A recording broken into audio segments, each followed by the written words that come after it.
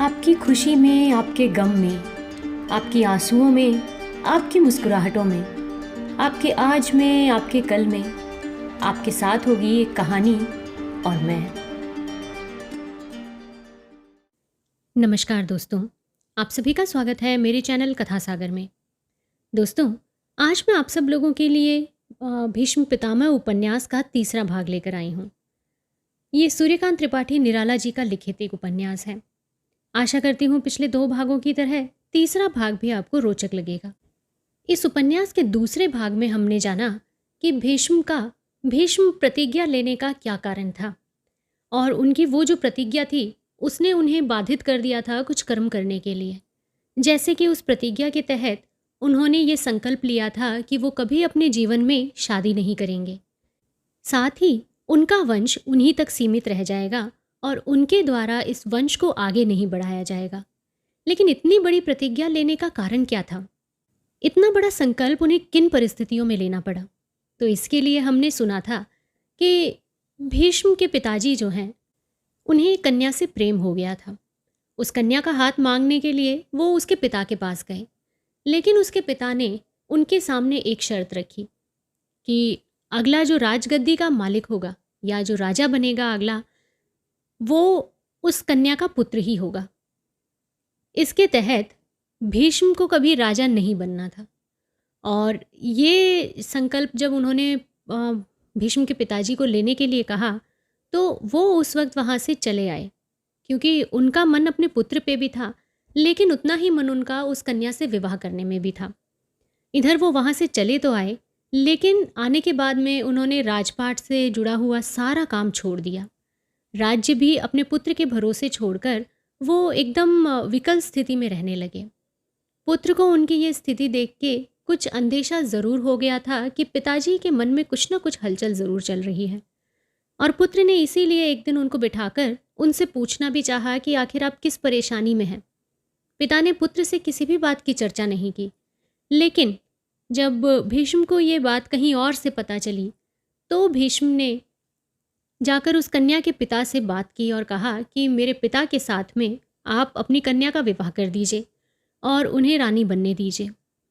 उस कन्या के पिता ने भीष्म के सामने भी अपनी वही शर्त रखी कि मैं चाहता हूँ कि तुम आजीवन कुंवारे रहो, कभी शादी ना करो, जिससे कि तुम्हारा वंश यहीं तक रुक जाए।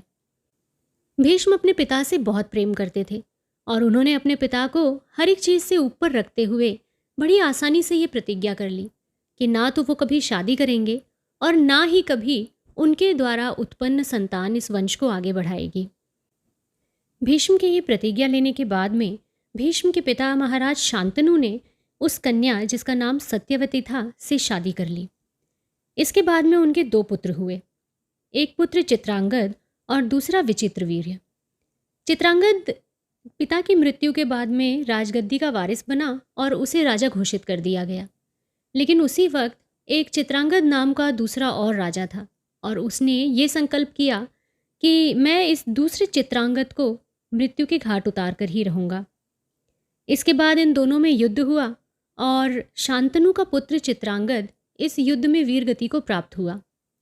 अब इसके बाद में राजगद्दी छोटे पुत्र को सौंपने की बात होने लगी, लेकिन छोटा पुत्र उस वक्त बहुत ही कम उम्र का था, शायद मात्र 5 वर्ष का, और इसीलिए मंत्रीगण इस बात पर निश्चित नहीं हो पाए थे कि उसे गद्दी सौंपने की सही उम्र है या नहीं।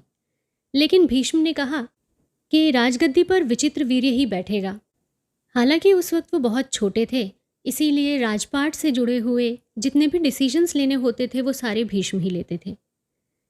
इन सब के बाद में विचित्रवीर्य बड़े हुए। अब भीष्म को उनके विवाह की चिंता सताने लगी और उन्होंने एक राजा की 3 पुत्रियां उनके स्वयंवर से ही अगवा करके और अपने घर ले आए। उस वक्त स्वयंवर के लिए आए हुए अन्य राजाओं के साथ में उन्हें युद्ध करना पड़ा और उस युद्ध में उन सबको पराजित करने के बाद में तीनों कन्याओं को लेकर वो अपने महल में पहुँचे। महल में आने के बाद में विचित्रवीर्य के साथ में इन तीनों कन्याओं का विवाह करने की तैयारियां होने लगी। लेकिन उसी दौरान उन 3 कन्याओं में से एक अम्बा ने कहा कि मैं मन ही मन शाल्वराज को वर चुकी हूँ और उन्होंने भी मुझे ग्रहण करने के लिए वचन दिया था और मेरे पिता भी राजा थे, इसलिए धर्म के अनुसार मेरे साथ में आपको जो उचित लगे वैसा व्यवहार कीजिए। इसलिए भीष्म को बड़ी चिंता हुई और उन्होंने ब्राह्मणों से विचार करने के बाद में काशी नरेश की जो बड़ी लड़की थी अम्बा, उसे अपनी इच्छा अनुरूप अपना पति चुनने की स्वीकृति दे दी। दूसरी तरफ अंबिका और अंबालिका को विचित्र वीर्य के साथ में विवाह करना पड़ा। एक तो विचित्र वीर्य स्वयं बहुत रूपवान थे और दूसरी उन्हें रूपवती 2 पत्नियां भी मिल गईं। तीसरी, उनके पास में वैसे भी वैभव की कोई कमी नहीं थी। वो एक विशाल राज्य के राजा थे। इसलिए वो अपनी पत्नियों के साथ में घोर विलास में डूब गए और उधर उनका स्वास्थ्य जो है वो क्षीण होने लगा और कुछ ही दिनों बाद में उन्हें राज्य क्षमा हो गया। इस बीमारी की वजह से उनकी काफ़ी चिकित्सा भी कराई गई, लेकिन उनकी मृत्यु हो गई।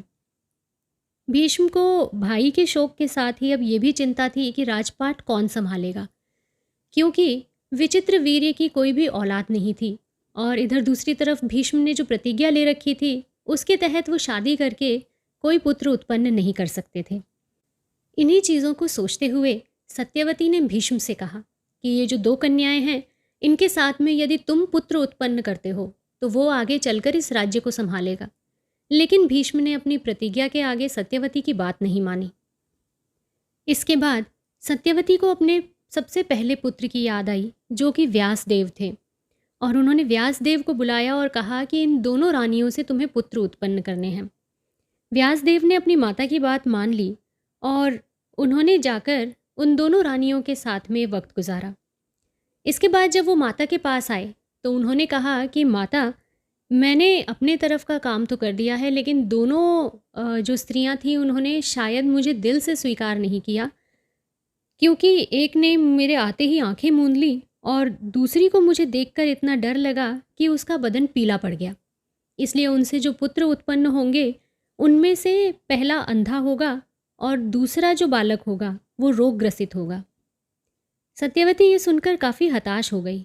इसीलिए उन्होंने अपने पुत्र को बोला कि मैं तुम्हें एक दासी के साथ में भी सहभोग करने के लिए अनुरोध करती हूँ। माता की आज्ञा पर व्यासदेव जो है वो सहमत हो गए और उन्होंने उस दासी के साथ में भी एक पुत्र उत्पन्न किया, जो बहुत ही बड़ा धर्मात्मा और राजनीति का पारंगत विद्वान होने वाला था। इस तरीके से धृतराष्ट्र, पांडु और विदुर की उत्पत्ति हुई। विदुर जो थे वो दासी के पुत्र थे। धृतराष्ट्र जो थे वो पहली रानी से उत्पन्न हुए थे जो अंधे थे, और पांडु दूसरी रानी से जो रोग ग्रसित रहते थे। धृतराष्ट्र का विवाह गांधारी से कर दिया गया था, जो कि अपने पति के अनुसार ही आंखों पर पट्टी बांधकर हमेशा उनके साथ में रहती थी, और शादी के बाद में गांधारी ने कभी वो पट्टी अपनी आंखों पे से नहीं हटाई। इसी प्रकार दूसरी तरफ पांडु का विवाह 2 स्त्रियों से किया गया था। उनकी पहली पत्नी कुंती थी और दूसरी पत्नी माद्री। उधर धृतराष्ट्र के 100 पुत्र हुए और उनमें दुर्योधन सबसे बड़ा था, और दूसरी तरफ इधर पांडु के 5 पुत्र हुए, जिनमें से 3 कुंती से और 2 माद्री के गर्भ से। युधिष्ठिर, भीम और अर्जुन कुंती के पुत्र थे और नकुल और सहदेव माद्री के।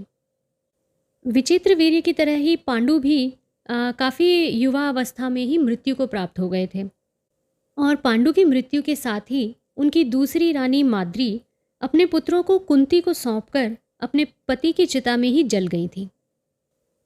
धृतराष्ट्र बड़े भाई तो थे, किंतु वो अंधे थे, इसलिए राजगद्दी पांडु को मिली थी। लेकिन यहाँ पांडु के मर जाने के बाद में सिंहासन फिर से खाली हो गया। भीष्म का प्यार पांडु के पुत्रों पर अधिक था। इसके बहुत कारण थे। एक तो पांडु के जो पुत्र थे वो बहुत ज़्यादा समझदार थे, बहुत विनयी थे, बहुत उदार थे और धर्मात्मा पुरुष थे। दूसरी तरफ धृतराष्ट्र के पुत्र बहुत बदमाश, बहुत ही ज़्यादा बेअदबी करने वाले, और उनकी जो शिक्षा दीक्षा थी उसमें भी किसी प्रकार की कमी नहीं रही थी, किंतु वो किसी भी प्रकार से राजा बनने के योग्य नहीं थे। विशेषतः दुर्योधन जो था वो बहुत ही ज़्यादा उत्पाती था। इसकी वजह से परेशान होकर सत्यवती ने राजमहल छोड़ने का निश्चय किया। साथ ही उन दोनों रानियों ने भी वो राजमहल माता के साथ ही छोड़ने का निर्णय कर लिया। इस प्रकार भीष्म इन तीनों को वन में पहुंचा के आ गए, जहाँ पे ये ऋषि परिजनों के बीच में रहने लगी, और वहीं पे इन तीनों ने अपने अपने पति लोक को आगमन किया। तो आइए दोस्तों, अब हम इसके आगे की कहानी जानते हैं। महाभारत का सूत्रपात। धीरे धीरे धृतराष्ट्र और पांडु के लड़के बड़े होने लगे। इनकी शिक्षा का भार भी भीष्म पर आ पड़ा। भीष्म के सिवाय राज्य परिवार में कोई दूसरा और था भी नहीं जो उचित रीति से बालकों को पढ़ाने का प्रबंध कर सकता था। धर्म और राजनीति की शिक्षा राजकुमारों को भीष्म स्वयं देते थे। दुर्योधन की दृष्टि प्रकृति को वो पहले ही पहचान गए थे और इसकी दवा मारपीट या दमन से न होगी, ये उन्हें निश्चय हो चुका था। वो जानते थे कि कांटा कांटे से ही निकलता है, इसलिए दुर्योधन और दुशासन की प्रकृति में सुधार करने की आवश्यकता है। शासन से काम न चलेगा, बल्कि ये उससे और असंयत हो जाएंगे। इसी विचार से धृतराष्ट्र और पांडु के पुत्रों का धार्मिक और राजनीतिक शिक्षा का भार उन्होंने अपने सिर ले लिया। कुछ ही दिनों के बाद में उन्हें मालूम हो गया कि दुर्योधन की प्रकृति रस्सी की तरह से है, जिसके जल जाने पर भी ऐंठन बनी ही रहती है। युधिष्ठिर को भीष्म बहुत प्यार करते थे। ये शांत तो थे ही, किंतु धार्मिक और राजनीतिक सिद्धांतों को इतनी जल्दी समझ लेते थे कि भीष्म को उनसे बहुत बड़ी बड़ी आशाएं होने लगी थी। वो समझ गए कि कुरुवंशीय सिंहासन युधिष्ठिर से धन्य हो जाएगा। युधिष्ठिर धर्म नीति और राजनीति में आशातीत सफलता प्राप्त करने लगे। अर्जुन भी उनकी तरह कुशाग्र बुद्धि थे, पर कभी कभी उनमें आवेश आ जाता था। भीम को इस विद्या से सख्त नफरत थी। कुछ दिनों के बाद भीष्म को दूसरे राजकुमारों की अपेक्षा सहदेव से अधिक आशा होने लगी। ये शांत तो थे, पर प्रखर अत्यंत थे। इनकी प्रकृति में पांडित्य था। भीष्म को धार्मिक शिक्षा के अलावा राजनीति की शिक्षा भी देनी थी, परंतु ये काम वो किसी दूसरे मान्य मनुष्य को सौंपना चाहते थे। तलाश करने पर भी कोई योग्य पुरुष नहीं मिल रहा था। एक दिन उनकी इच्छा एकाएक पूरी हो गई। आचार्य द्रोण हस्तिनापुर आए। भीष्म ने उनका बड़ा स्वागत किया और राजकुमारों की अस्त्र शिक्षा का भार इनके हाथों सौंपकर निश्चिंत हो गए। आचार्य द्रोण आए भी बड़े मौके से थे। एक दिन सब राजकुमार मिलकर गेंद बल्ला खेल रहे थे।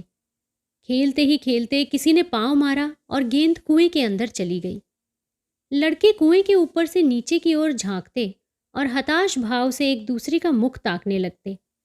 वहां 60 हाथ नीचे किसी का क्या बस था। लड़के काफी घबराए। इतने में कुछ लड़कों ने देखा कि तरकस बांधे और हाथ में धनुष लिए जनेऊधारी एक वृद्ध उसी तरफ आ रहा है। लड़कों ने उस वृद्ध को घेर लिया और स्वार्थ भरी विनय से कहा, बाबा, हमारी गेंद कुएं में गिर गई है, क्या आप निकाल नहीं दोगे?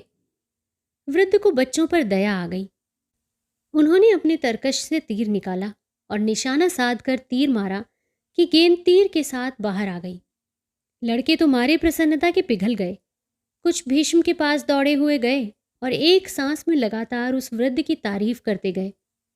इस अचंभे की बात सुनकर भीष्म को भी उस वृद्ध को देखने की इच्छा हुई। मन में तरह तरह की भावनाएं उठने लगी। वो उस कुएं के पास आए और दूर से द्रोण को खड़े हुए देखा तो बड़े प्रसन्न हुए। कुछ लड़के द्रोण के पास बड़े गौर से देख रहे थे। लड़कों के सरल आश्चर्य पर द्रोण खड़े हुए मुस्कुरा रहे थे। इसी समय भीष्म आए। द्रोण को भीष्म ने हृदय से लगा लिया और राजकुमारों को प्रणाम करने की आज्ञा दी। फिर द्रोण को साथ ही वो राजपुरी में ले गए। द्रोण ने अपनी सारी दुख की कहानी भीष्म को सुनाकर अपने भोजन के लिए उनसे प्रबंध कर देने की प्रार्थना की। ब्राह्मण के दुख पर भीष्म के आंसू आ गए। उस समय क्षत्रिय समाज की जैसी अधोगति हो रही थी, उसके लिए भीष्म को बड़ा दुख हुआ। अंत में द्रोण से सपरिवार हस्तिनापुर में रहने और राजकुमारों को धनुर्वेद विद्या सिखलाने की उन्होंने काफी प्रार्थना की। द्रोण ने यह कार्य स्वीकार कर लिया। उसी दिन से द्रोण राजकुमारों को धनुर्विद्या सिखलाने लगे। समय के बीतने में देर नहीं लगती। देखते देखते द्रोण को हस्तिनापुर में रहते कई साल हो गए। राजकुमार भी अब निरे बालक नहीं रह गए। उनकी देह पर से किशोर काल की छाया धीरे धीरे हटती जा रही थी। जवानी का जोश चढ़ता आ रहा था। बालपन में अस्त्र शिक्षा के समय धृतराष्ट्र के पुत्रों और पांडु के पुत्रों में कई बार मुठभेड़ हो चुकी थी। दुर्योधन आदि धृतराष्ट्र के पुत्रों को पांडु के पुत्रों पर हार्दिक घृणा रहा करती थी। वो एक तो स्वभाव के ही कुटिल थे, दूसरे राज्य का लोभ उन्हें अत्यंत प्रबल था। वो जानते थे कि इसमें युधिष्ठिर को ही राज्य मिलेगा, क्योंकि उम्र में वो सबसे बड़ा है और पितामह भी इसका पक्ष लेते हैं। ईर्ष्या की ये आग निरंतर बढ़ती ही गई। खेलकूद में भी वो भाव प्रायः प्रकट हो जाया करता था। पांडु के और 4 पुत्र तो शांत थे, पर भीम बड़े उत्पाती थे। ये दुर्योधन आदि का अत्याचार एक क्षण के लिए भी नहीं सहते थे। चपत का जवाब हमेशा घूंसे से दिया करते थे। कभी कभी तो ये 100 भाइयों को अकेले ही छका दिया करते थे। एक बार गुलहर का खेल हुआ, भीम उसमें ना थे। इन पांचों में नकुल ही छटकर खेलने चले गए थे। उन 100 की चालबाजी से नकुल चोर हुए। फिर क्या था, महीनों तक रोज नकुल को चोर रहना पड़ा। कभी इन्हें दांव ही न मिला। नकुल दुबले पड़ने लगे। एक दिन अखाड़े में नकुल को लड़ाते हुए भीम ने पूछा, क्यों रे, कमजोर क्यों पड़ता जा रहा है? नकुल लज्जा के मारे कुछ कह न सके, परंतु भीम ने भी न छोड़ा। अंत में नकुल ने खेल में अपने हारने और महीनों से दांव देते रहने की बात कही और कहते हुए रोने लगे। भीम ने कहा, अच्छा, आज तेरा दांव मैं दूंगा। आज घर से बाहर न निकलना। पता पूछकर गुलहर खेलने के लिए उस रोज भीम गए। वो सबसे पहले ही से वहां डट गए थे। उन्हें देखते ही सब पूछने लगे कि नकुल कहाँ है, हमारे दांव क्यों नहीं देते? भीम ने कहा, उसकी तबीयत आज अच्छी नहीं है, उसके बदले मैं चोर रहूंगा, मुझसे ही दांव लो। सब के सब पेड़ पर चढ़ गए। नीचे घेरे के अंदर गद्दा रखा था। भीम ने सोचा कि मेरे भाई को इन लोगों ने जिस तरह हैरान किया है, अब मुझे भी चाहिए कि इन सबको एक साथ खूब छकाऊं और अपने भाई का बदला लूं। ये सोचकर भीम ने पेड़ की डाली पकड़कर उसे जोर से हिलाया कि सब के सब पके आम की तरह चू पड़े। भीम ने सबको एक साथ छूकर डंडा चूम लिया और कहा कि अब तुम सब चोर हो और मेरा दांव दो। ये कहकर उन्होंने डंडा फेंका। डंडे ने मीलों की खबर ली। दौड़ते दौड़ते दुर्योधन आदि का दम फूलने लगा। भीम ने उस रोज सबकी पूरी कसर निकाली। ये क्रम कई दिन तक जारी रहा। इस तरह भीम से धृतराष्ट्र के लड़के बहुत घबराए रहते थे। एक बार तो जल विहार करते समय भीम को इन लोगों ने जहर ही खिला दिया था। नदी में बहा दिया। भीम पाताल को चले गए, पर वहां नाग कन्या के अमृत पिलाने पर बच गए और उसके साथ विवाह कर आनंद पूर्वक घर लौटे। कौरवों का द्वेष भाव धनुर्वेद की शिक्षा देते समय द्रोण को अच्छी तरह मालूम हो गया था, परंतु वो निष्पक्ष भाव से ही शिक्षा देते थे। किसी पर अधिक और किसी पर कम स्नेह वाला उनका भाव न था, परंतु फिर भी वो अर्जुन को ज्यादा प्यार करते थे।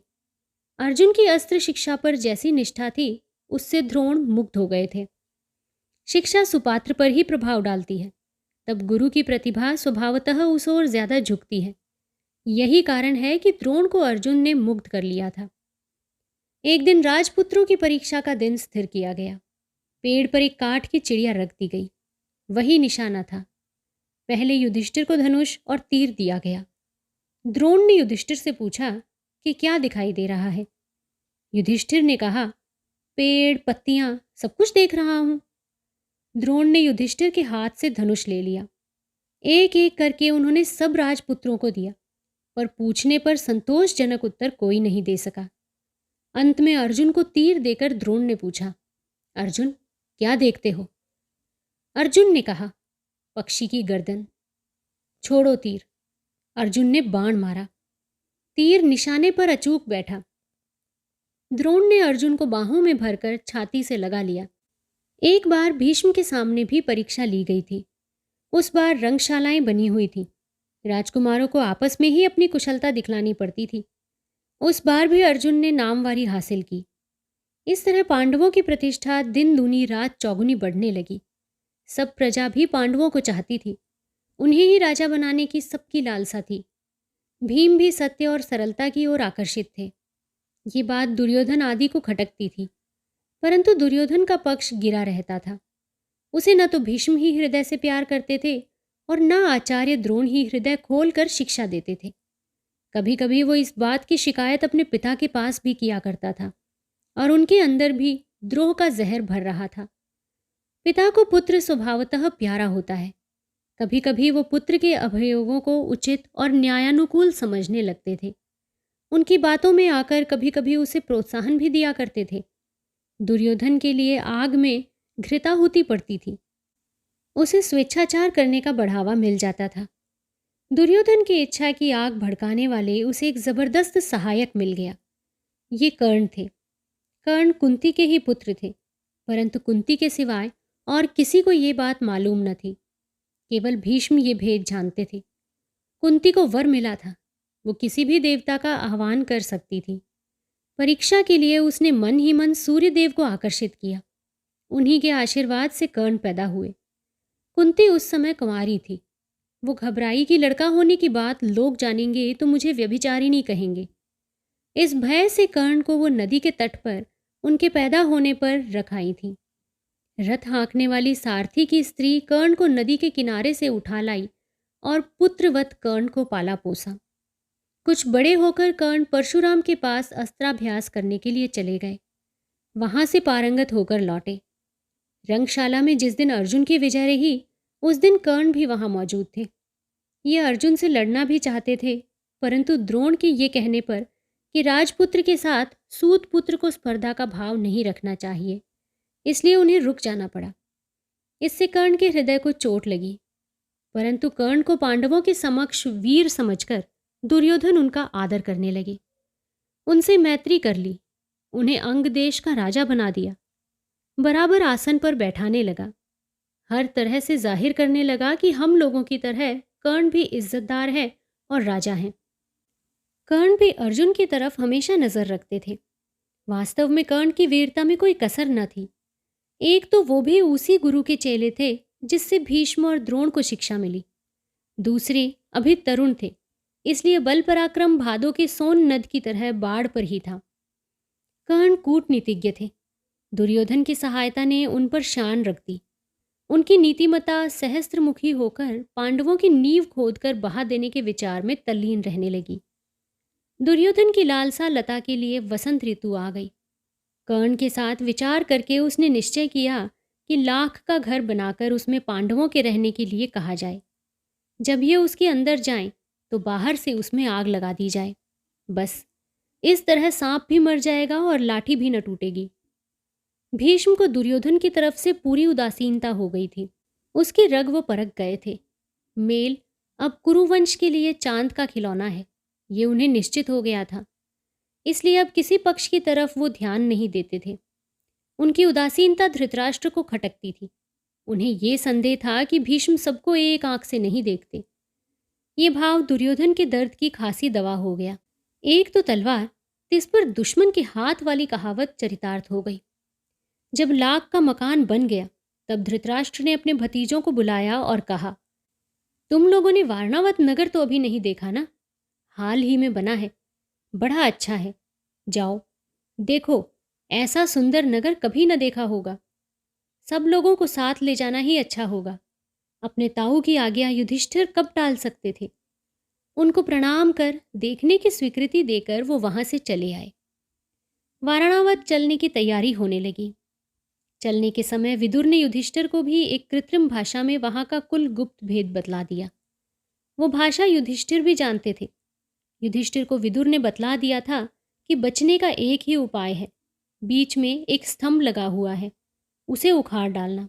उसके नीचे सुरंग मिलेगी, उसी से होकर बाहर निकल जाना। अस्तु युधिष्ठिर उस मकान में गए। उनकी परीक्षा लेने के लिए कि वो उस मकान में रहते हैं या नहीं, उनके साथ पुरोचन नाम का एक गुप्तचर कर दिया गया। रात को उस लाख के भवन में आग लगा दी गई। देखते ही देखते भवन धधकने लगा। उससे गलकर लाख चूने लगी। पांडवों के प्राणों पर संकट आ पड़ा।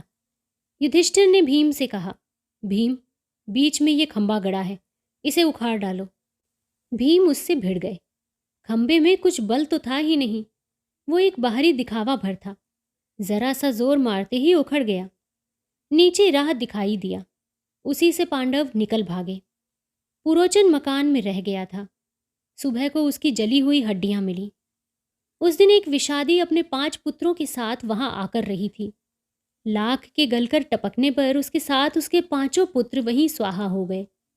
सुबह को वारणावत नगर के लोग पांडवों की तलाश में आए और लाख कुरेदने लगे तो पहले पुरोचन और पीछे से निषादी के साथ उसके 5 पुत्रों की लाशें मिली। लोगों का दिल दहल गया। लोग कलेजा थाम कर रह गए। धृतराष्ट्र को सब कोसने लगे। सबको विश्वास हो गया कि ये बूढ़े की ही चाल है। उनके मत्थे कलंक बढ़कर उनके पुत्रों के बुरे परिणाम पर विचार करते हुए सब लौट गए। इधर लाख भवन से निकलकर गंगा पार हो पांडव लगातार दक्षिण की ओर बढ़ने लगे। किसी को कभी चलने की आदत तो थी ही नहीं। कुंती और चारों भाई बहुत थक गए थे। भीम ही उनमें मजबूत और सारी विपत्तियों को झेलने वाले तंदुरुस्त जवान थे। इन्होंने सबको अपने ऊपर चढ़ा लिया और रास्ते का घोर वन पार करने लगे। वहां एक राक्षस हिडंब नाम का रहता था। उसे मारकर उसकी बहन के साथ भीम ने विवाह कर लिया। वहां से चलते हुए सब लोग एक गांव में पहुंचे, जहां भीम ने बक राक्षस का संहार किया। यहां पांडवों को द्रौपदी के स्वयंवर की खबर मिली। भीम और अर्जुन दोनों स्वयंवर देखने गए। देश विदेश के राजा महाराजा वहां एकत्र थे। दुर्योधन भी कर्ण के साथ आया था। द्रौपदी के विवाह की एक शर्त थी। आकाश मार्ग में एक मछली रखी गई थी। उसके नीचे एक चक्र अविराम भाव से घूमता था। उसमें एक छेद कर दिया गया था। नीचे जल में उसकी छाया पड़ रही थी। उसी छाया को देखकर लक्ष्य भेदना था।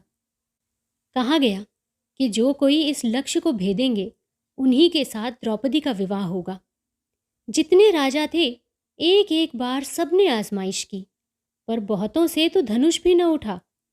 सब राजा जब हार गए तब ब्राह्मणों के बीच से अर्जुन लक्ष्य भेद करने के लिए उठे। ब्राह्मणों ने शंख ध्वनि द्वारा उनका प्रोत्साहन किया। अर्जुन ने बात की बात में धनुष उठा लिया। धनुष उठा, 5 शर संयोजित किए। नीचे छाया में लक्ष्य का प्रतिबिंब देखकर तीर छोड़ दिए। निशाना ठीक लगा। मछली नीचे आ गई। चारों ओर जय जयकार होने लगी। द्रौपदी ने अर्जुन के गले में जयमाला डाल दी। राजा इस पर बहुत बिगड़े, पर कोई अर्जुन का बाल भी बांका न कर सका। भीम और अर्जुन दोनों ने सब राजाओं को परास्त कर दिया। निस्सहाय पांडवों को महाराज द्रुपद की सहायता मिली। इसके बाद माता की आज्ञा से द्रौपदी के साथ विवाह किया गया। इधर दुर्योधन हस्तिनापुर वापस आया और ब्राह्मण वेशधारी लक्ष्य भेद करने वाले का पूरा परिचय जानने के लिए व्याकुल हो उठा। अंत में यही विश्वास किया कि पांडव जीवित हैं। कर्ण के साथ उसने कितने ही उपाय सोचे। पांडवों के मारने के लिए बड़ा प्रबंध किया। धृतराष्ट्र को खूब उभाड़ा। उनके दिल में अभी अच्छी तरह ये बात जमा दी गई कि पांडव अगर जीतेंगे तो हमें हस्तिनापुर में सुख से नहीं रहने देंगे। वो बाहर बाहर लड़ाई का प्रबंध कर रहे हैं। हम लोगों को सावधान हो जाना चाहिए। दुर्योधन की बातों पर धृतराष्ट्र को विश्वास हो गया। उन्होंने कहा कि भीम के रहते पांडवों से लोहा लेना बहुत मुश्किल है। भीम अगर पश्चात भाग की रक्षा करता है तो त्रिलोक भी एकत्र होकर अर्जुन को परास्त नहीं कर सकता। सलाह के लिए भीष्म को बुलाया गया। भीष्म ने कहा, पांडवों से बैर करना हमें बिल्कुल अनुचित जच रहा है। मेरे साथ जो संबंध गांधारी के पुत्रों का है वही उनका भी है। धर्मानुसार उन्हें आधा राज्य बांट देना ही ठीक है। जिस तरह दुर्योधन सोचता है कि ये मेरे पिता का राज्य है, उसी तरह पांडव भी सोचते होंगे। इसलिए मित्र भाव से भाई को उसका हिस्सा दे देना हर तरह से उचित होगा। हमें विश्वस्त सूत्र से मालूम हुआ है, लाख भवन में पांडवों के जल जाने की खबर फैलने के साथ ही तुम्हारी अख्याति भी फैली थी। लोग तुम्ही को दोषी बतलाते थे और ये निश्चय समझो कि पांडव अगर बचे होंगे तो इंद्र भी सहायता करके तुम्हारी रक्षा न कर सकेंगे। वो अपने पिता का राज्य अवश्य ले लेंगे।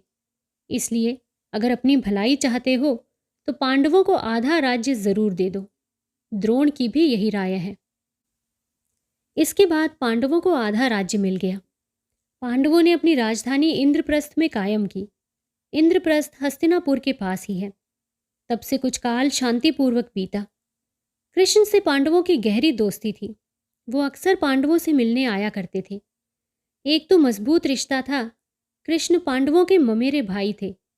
दूसरे इधर अर्जुन के साथ श्री कृष्ण की बहन सुभद्रा का विवाह भी हो गया था। इससे रिश्ता और भी गाढ़ा हो गया। इसके अलावा श्री कृष्ण धर्मराज्य की स्थापना चाहते थे। वो अपने समय के भारतवर्ष में सर्वश्रेष्ठ मनुष्य थे। क्षत्रिय और ब्राह्मण सब लोग उनकी इज्जत करते थे। ये भारत में धर्म राज्य की स्थापना चाहते थे। उस समय क्षत्रिय समाज बहुत ही गिरा हुआ था। इसके उद्धार के लिए कृष्ण ने बड़ा प्रयत्न किया। भारतवर्ष को सुधरी हुई दिशा में देखने के लिए उन्होंने बड़ा परिश्रम किया था और उनकी उद्देश्य सिद्धि के लिए एकमात्र पांडव ही उनके साधन थे। महाराज युधिष्ठिर के दिल में आया कि हो न हो राजसूय यज्ञ का अनुष्ठान किया जाए। उन्होंने कृष्ण से सलाह ली। कृष्ण तैयार हो गए। उन्हें इस उपाय से एक दूसरी सिद्धि करनी थी। मारे आनंद के वो फूले अंग न समाये। दिल का पुराना हौसला पूरा होता दिखाई दिया। इस राजसूय के सूत्र से विक्षिप्त क्षत्रिय शक्ति को एक धागे में बांधने का उन्हें अवसर मिला। जोरों से राजसूय यज्ञ की तैयारियां होने लगी। भारत के चारों ओर पांडवों की विजय पताका फहराने लगी। देश विदेश के राजा निमंत्रित होकर इंद्रप्रस्थ आए। जरासंध आदि जितने आसुरी प्रकृति के राजा महाराजा थे, भीम और अर्जुन की सहायता से कृष्ण ने सबको काल कवलित कर दिया। दो एक राजाओं के मारे जाने पर दूसरों ने घबराकर पांडवों की श्रेष्ठता स्वीकार कर ली और प्रचुर धन रत्न देकर उन्हें विदा किया और सभा में हाजिर होने का पक्का वादा भी किया। देश देशांतरों से पांडव इतना धन बटोर लाए थे कि सोने चांदी का पहाड़ लग गया। सभी भवन और उद्यान आदि की रचना का भार मैं दानव को सौंपा गया। उस समय वो भारतवर्ष का सर्वश्रेष्ठ कारीगर था। राजसूय से पांडव की धाक जम गई। भारत के सब राजाओं पर उनका आतंक छा गया। दुर्योधन पर तो इतना प्रभाव पड़ा कि यज्ञ की चिंता के मारे रात को उसकी आंख भी न लगने लगी। पांडवों की दौलत उसके लिए आंखों की किरकिरी हो गई। उसे हड़प लेने के लिए दिन रात उसका जी मचलने लगा, परंतु कोई उपाय न सूझता था। राजसूय यज्ञ में दुर्योधन को भी न्योता दिया गया था। मैं दानव की विचित्र रचना देखकर उसके छक्के छूट गए। एक जगह तो उसकी समझ में न आया कि यह जल है या स्थल। एक जगह स्थल को जल समझकर धोती सिकोड़ने लगा था। ये देखकर भीम कहीं हंस पड़े थे। इससे वो भी जल गया। बदला चुकाने के लिए दिन रात जी खौलने लगा। पांडवों की बढ़ी हुई प्रभुता उसके लिए शूल हो गई। राजसूय की सभा लग रही थी। सब राजा एकत्र थे। भीष्म भी थे। प्रश्न उठा कि सबसे पहले किसको अर्घ्य दिया जाए। तब भीष्म ने कहा कि इस समय कृष्ण सर्वश्रेष्ठ पुरुष हैं, उन्हीं का सम्मान सबसे पहले होना चाहिए।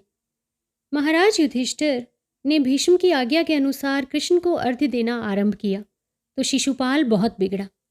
बड़ी उल्टी सीधी उसने श्री कृष्ण को सुनाई। श्री कृष्ण उसकी 100 गालियां तक सहते गए। उसकी माता ने श्री कृष्ण से प्रार्थना की थी कि मेरे पुत्र के शत अपराध क्षमा करना। गाली का नंबर 101 पर पहुंचा नहीं कि सुदर्शन चक्र से शिशुपाल के 2 खंड हो गए। बस शिशुपाल के दल के जो 2 एक राजा थे वो भी दब गए। फिर श्री कृष्ण के विरोध में कोई आवाज नहीं उठी। यज्ञ भी सकुशल समाप्त हो गया। राजा लोग अपनी अपनी राजधानियों में लौट गए। इधर दुर्योधन के दिल की बात दिल में ही रह गई। कसक मिटाने का उसे कोई उपाय न सूझता था। उधर राजसूय में मामा शकुनी भी आए थे। ये बड़े पक्के जुआरी थे। दुर्योधन ने इनकी खातिर की। दुर्योधन को उसके उपकार का बदला देना इन्होंने अपना धर्म समझा। अस्तु दुर्योधन से मिलकर कुछ देर तक बातचीत करने पर इनको मालूम हो गया कि दुर्योधन पांडवों की प्रभुता पर जल रहा है। शकुनी ने उसके दर्द की खासी दवा की। दुर्योधन को जब मालूम हो गया कि पांडवों को नेस्तानाबूद कर देने के लिए अकेला मामा ही काफी है, तब वो एक तरह से शकुनी का गुलाम बन गया। उनके हाथ की कठपुतली हो गया। मामा साहब ने फरमाया कि सुनो, लड़ना भिड़ना मेरा काम नहीं, इसके लिए तो किसी शूरवीर की शरण लो। मैं तुम्हें एक बात से मदद करूंगा। मैं जुआरी पक्का हूं। मेरे हाथ से बाजी मार ले जाए ऐसा विरला ही मनुष्य संसार में होगा।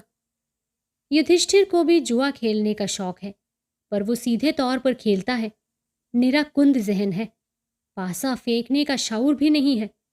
वो अगर मेरे साथ जुआ खेले तो मैं निस्संदेह उसे खेल में हरा दूंगा। इस तरह उसकी कुल दौलत तुम्हारे हाथ लग जाएगी। तुम्हारी ये चिंता भी दूर हो जाएगी। मामा का उपदेश दुर्योधन के चित्त पर चढ़ गया। एक दिन जुआ खेलने के लिए स्थिर करके दुर्योधन ने युधिष्ठिर को न्योता दिया। युधिष्ठिर आए। खेल शुरू हो गया, पर जुए में धर्म कहाँ रहता है। धर्मराज धर्म के नाम पर पासा फेंकते थे और शकुनी टट्टी की ओट से शिकार खेलता था।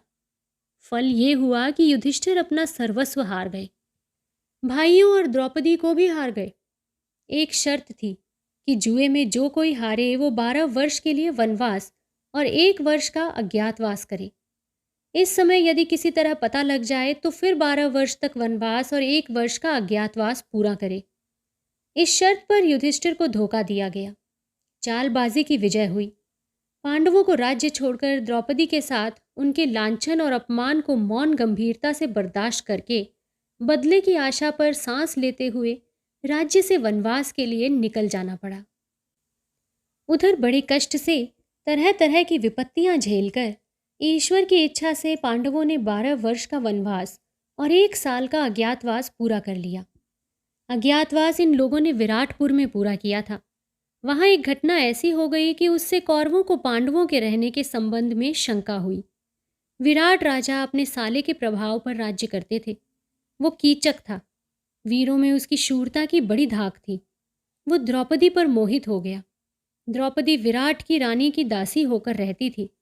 द्रौपदी ने कीचक को बहुत समझाया, भय भी दिखाया कि 5 गंधर्व मेरे स्वामी हैं।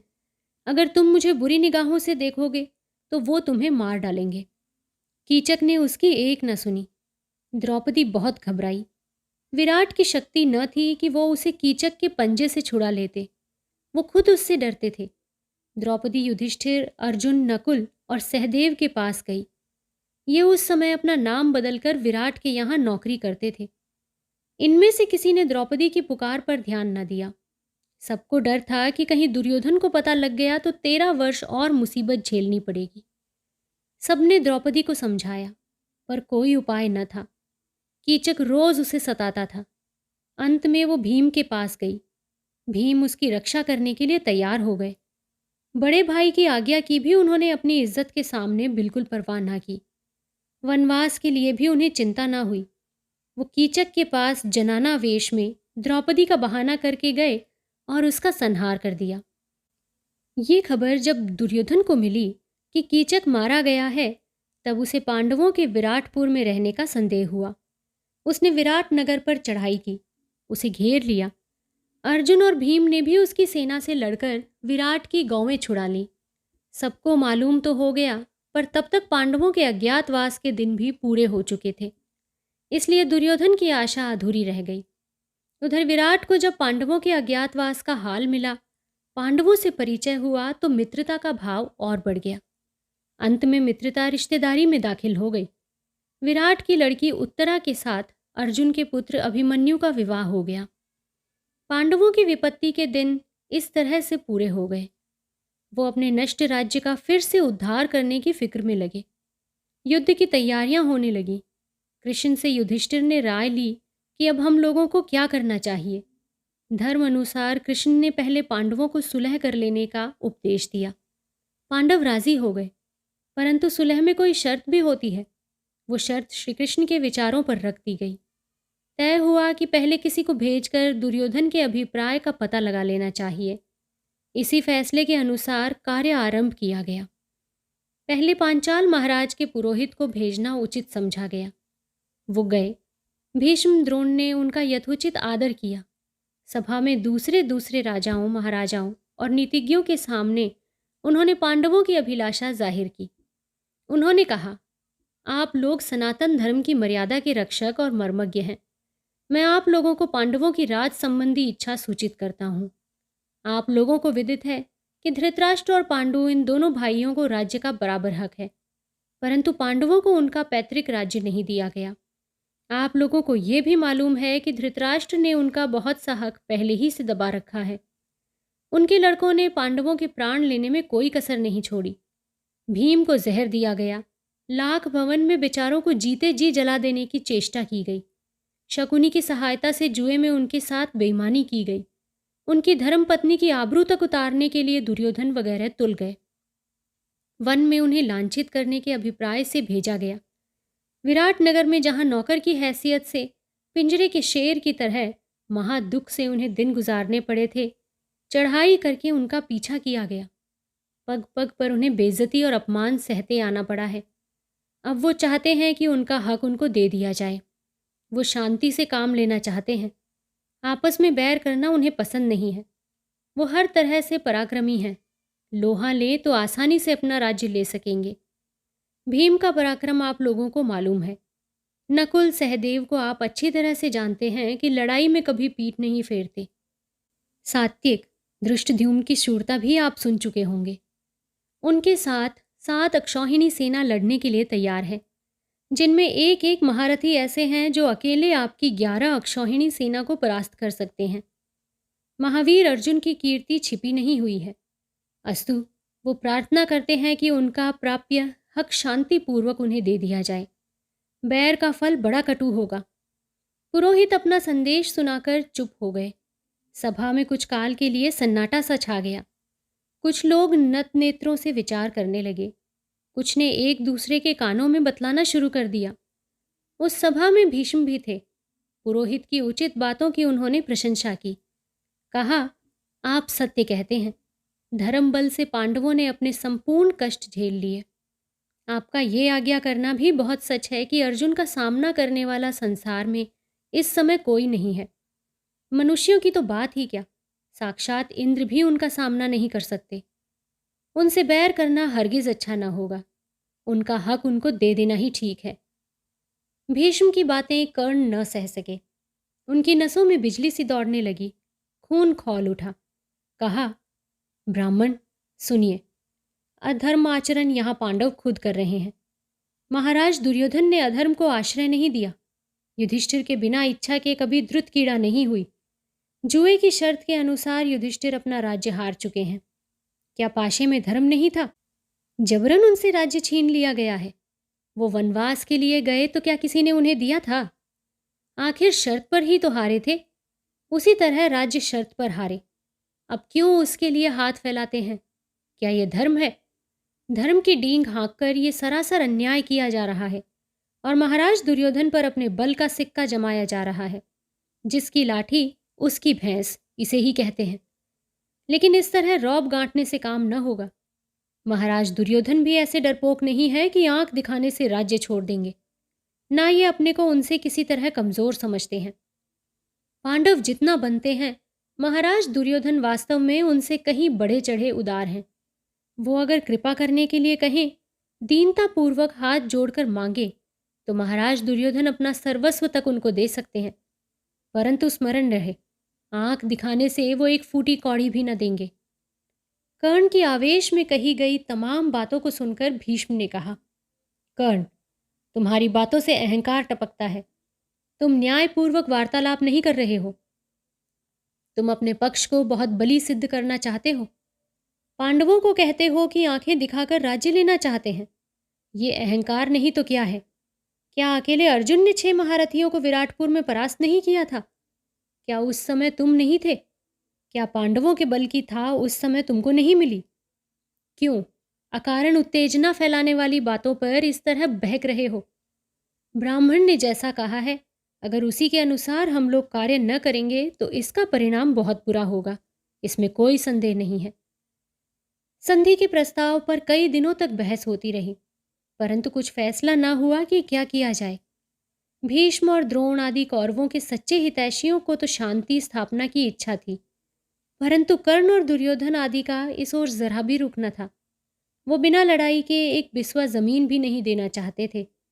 कई रोज तक सभाएं हुई। रोज इस प्रश्न पर तर्क और विवाद होते रहते थे। एक दिन धृतराष्ट्र के दरबार में कर्ण ने कहा, महाराज, ये तो आपको मालूम ही हो चुका है कि न्याय अनुसार पांडवों का कोई हक नहीं रहा। जिस राज्य के लिए वो इस समय त्योरियां बदल रहे हैं, उसे क्या वो दांव पर रख नहीं चुके? रही पांडवों से डरकर उन्हें जीता हुआ हिस्सा देना, सो इसके लिए मैं आपसे एक निवेदन करना चाहता हूँ। भीष्म और द्रोण को जिस महापुरुष ने अस्त्र शिक्षा दी है, वही मेरे भी आचार्य हैं। वो ब्राह्मणों के सिवाय दूसरे को धनुर्विद्या नहीं सिखलाते थे। मुझे उन्हीं से शिक्षा प्राप्त करनी थी। उनके जाति संबंधी प्रश्न का मैंने झूठा उत्तर दिया। इस तरह उनसे धनुर्विद्या सीखी है। शिक्षा पूरी हो जाने पर उन्हें मेरी जाति का पता लग गया। उन्होंने मुझे शाप दिया, परंतु मेरी सेवा पर संतुष्ट हो मुझे वरदान भी यथेष्ट दिया। उन्होंने मुझे कुछ ऐसे अस्त्र दिए हैं जिनका प्रयोग मैं करूंगा तो अर्जुन किसी तरह भी न बच सकेगा। अतः पांडवों का भय दूर कर दीजिए। कर्ण की आत्म प्रशंसा से भरी इस तरह की बातें सुनकर महावीर पितामह भीष्म से ना रहा गया।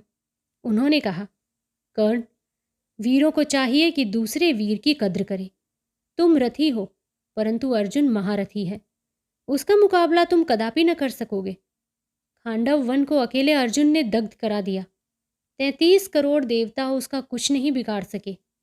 दूसरे अर्जुन के साथ भगवान वासुदेव हैं। तुम्हें जो शक्ति मिली है, तुम वासुदेव के चक्कर में पड़ोगे तो वो निस्सार हो जाएगी। वो तुम्हें कोई काम न दे सकेगी। उधर अर्जुन के दिव्य बाणों की तो तुम्हें खबर भी नहीं है। अपने बाणों से और वासुदेव की सहायता से अर्जुन संसार भर के बाणों का सामना कर सकता है। अर्जुन की प्रशंसा सुनकर कर्ण की देह में आग लग गई। क्रोध का पारा अपनी अंतिम सीमा तक पहुंच गया। कर्ण झुंझलाकर उठे और कहा, महात्मा भीष्म, वासुदेव के लिए आपने जो कुछ कहा है मैं विनयपूर्वक स्वीकार करता हूँ, परंतु अपने संबंध में मैंने जो कुछ कहा है उसमें जरा भी अत्युक्ति नहीं थी। इस सभा में आज से मैं धनुष रख देता हूँ। अब मैं भी भीष्म के जीवित रहने तक धनुष ना उठाऊंगा। इनके बाद ही मैं वीरों को अपनी योग्यता का परिचय देना चाहूंगा। ये कहकर महावीर कर्ण कौरवों की सभा से उठकर चले गए। भीष्म मुस्कुराए। दुर्योधन से स्नेहपूर्वक कहा, राजन, ये प्रतिज्ञा तो तुमने सुन ली। मेरा निधन जब तक न हो जाएगा तब तक कर्ण धनुर्धारण न करेंगे। अच्छा है, जब मैं न रहूंगा तब कर्ण की वीरता का पता लगाना। परंतु अगर तुम युद्ध करना ही मंजूर करोगे तो सुनो, मेरे रहते कोई तुम्हारी छाया भी स्पर्श न कर सकेगा। और मैं द्रोण, विदुर, अवंतिकाधिप, चेदिराज, जयद्रथ आदि के सामने प्रतिज्ञा करता हूँ कि अगर तुम युद्ध करना ही मंजूर करोगे तो मैं जब तक संग्राम करूँगा हर रोज़ अकेले 10,000 सेना का विध्वंस करूँगा। तो दोस्तों, आशा करती हूँ इस उपन्यास का तीसरा भाग भी आप लोगों को पसंद ज़रूर आया होगा। जल्दी ही इसके चौथे भाग के साथ में आपसे कल फिर से मुलाकात होगी। तब तक के लिए आप अपना और अपने पूरे परिवार का ध्यान रखिए, खुश रहिए और स्वस्थ रहिए। और साथ ही अगर मेरे चैनल पे कहानियों का वाचन आपको पसंद आ रहा है तो इसे सब्सक्राइब ज़रूर कीजिएगा। नमस्कार।